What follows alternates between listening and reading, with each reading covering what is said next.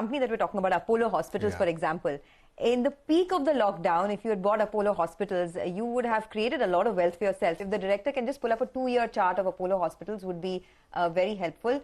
Of course, the 52-week high that Apollo Hospitals hit was 5,930. It's come off a little bit from there, but just look at a 12-month chart, 60% rally and more in the last 2 years as well. Now, Apollo will become a nifty company by the 31st of March.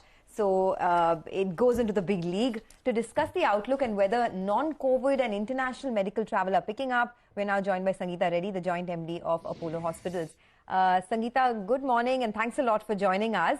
If you can just set the tone for this interview by, talking about how occupancies are now. Thankfully, the worst of the COVID situation is behind us, perhaps. But how are you reading the environment? So clearly, many individuals who were planning for elective surgery had postponed them. So occupancies have definitely gone up. We're upward of 65% across the group. Many locations looking at 75 and 80%. And this is from the local patients, but also from March 27th, when the skies open up a bit more. We're also having a significant expectation of our international customers coming back.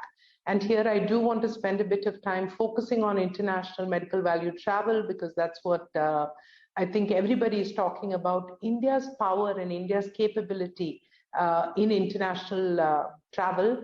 The overall global market is about 44 billion, and India is, ranked number 10.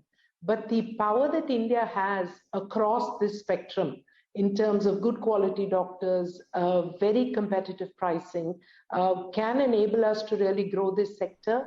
I think in 2019, we had about, for the whole country, we had about 7 lakh customers come in from different parts of the world. Apollo has always been a forerunner in this, and today, I'm at the Apollo Proton Center, which is one of its kind in this part of the world, and we have more than 50% of our patients coming from different parts of the world because of the quality of the treatment, the quality of the infrastructure, as well as the competitive pricing. So I think MVT is going to be very strong. I also do want to add that I'm very happy that the government is focusing on this as well. The health minister has had a special meeting. The tourism minister is looking at this. So I think you will see this entire sector growing for the whole country. Ma'am, hi, good morning. Prashant here. Just to talk about what is on everyone's mind when we talk about Apollo Hospitals nowadays, which is, of course, the transaction at Apollo Health Co. The 4,000 plus physical pharmacies, the e-pharmacy business. Could you give us some outline of where that process is at? We had reported some time back, our colleague Nisha had reported that the deal with Amazon was a precursor and private equity funds may pick up 20%. At a $3 billion valuation. Could you give us some idea about this? Where is it at? So Prashant, as you know, I think the whole world is going digital, and a focused initiative around retail being closer to the customer and digital was a very significant move for Apollo.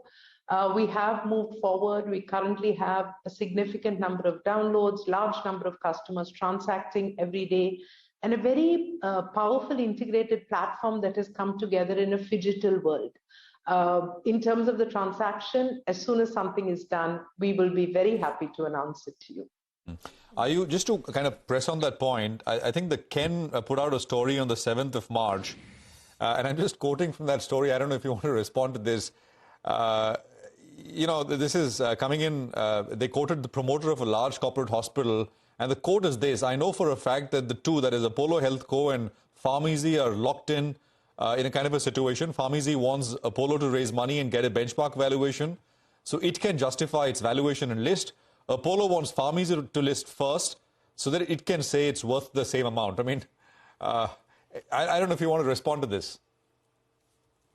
No, I think that this is an environment that is a creation of media, of markets, of companies, of investors.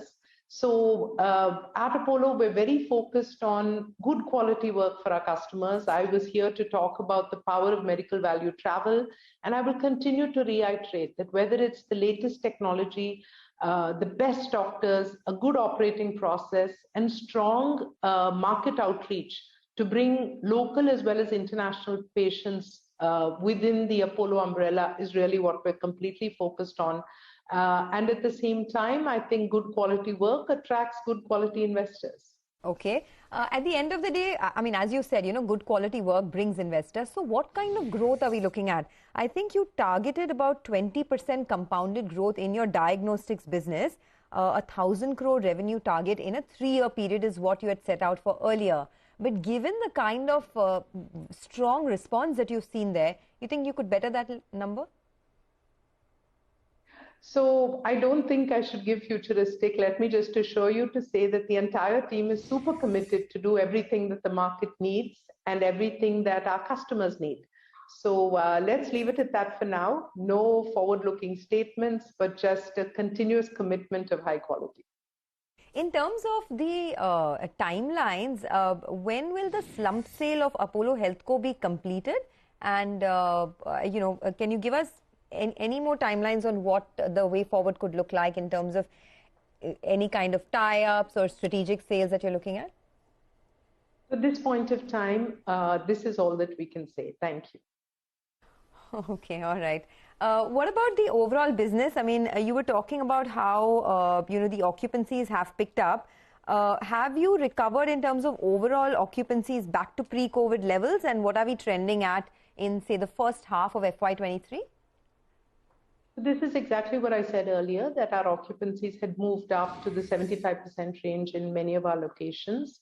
And what is really interesting and important is that international patients are now looking to come back. We've been in touch with them on digital. Our CRM system is very powerfully set up. So as soon as the flights start opening, and also we're working with the government to ensure that their reception in airports are good, their visa process is streamlined on behalf of Apollo as well as on behalf of all the organizations. So whether it's CII, FICCI, Nat Health, everybody believes that it's important for India as a country to be able to tap the potential of the global traveler. And from this perspective, I would just say that this market is a significant one. And India numbers in 2019 was close to 8 billion. It is important for us to not just come back to that number, but really surpass that number this year. And every effort is being made on multiple fronts to look at that. We're also looking at strategic tie-ups with hospitals abroad to ensure that they can, very easily and seamlessly refer patients for high-end care. Again, like I had said, the Proton, which is the building I'm in today. So proton therapy is a very powerful and most advanced treatment for cancer. And the Apollo proton therapy machine is the only one of its kind in India, in Chennai.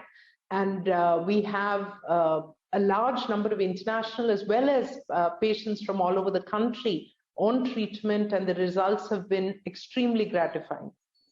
Pradeep, any word on booster shots for all? Because right now, India only allows booster shots for 60 plus and I think healthcare workers. I think there was a report that perhaps it's being mulled for everyone. I say that because, once again, there's been a bit of a rise in cases, especially in the eastern countries. So it's always better to be prepared, right? So in that sense, any thoughts on that? So that's an absolutely very good point, and I agree with you entirely that it's important for us to open up booster shots for everyone, because as we know, what is critical is to not just have been double vaccinated, but to ensure that your antibody level is high so that if you're exposed, you can fight the infection and make sure you don't get COVID positive. From this perspective, we do have an expectation that very shortly booster shots will be opened up for the entire country, and our recommendation is that people should test their antibody level. If the level is low, definitely go and get your booster shots, and this can be done from the government or in a private sector.